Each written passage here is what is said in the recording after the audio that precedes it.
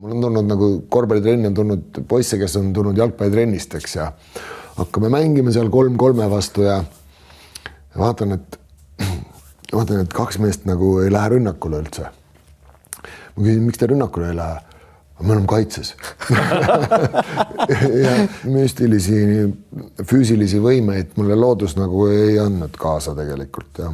No, kuna treener Salumets oli, eks ole, siis ja see tolle aja loogika käis niimoodi, et noored saavad siis lõpuks kandvasse rolli, kui vanad on eest ära läinud. Sind on juba aastaid vanaks peetud, eks, ja siis sa oled lõpuks on su koht on võistkonnas, millel ei ole nagu sportlikult võimalik mingit suurt tulemust saavutada. Ambitsioonid on väiksed. Ja siis samal ajal sa proovid seda raha teenida seal, mis ei ole ka enam väga suur, eks ole.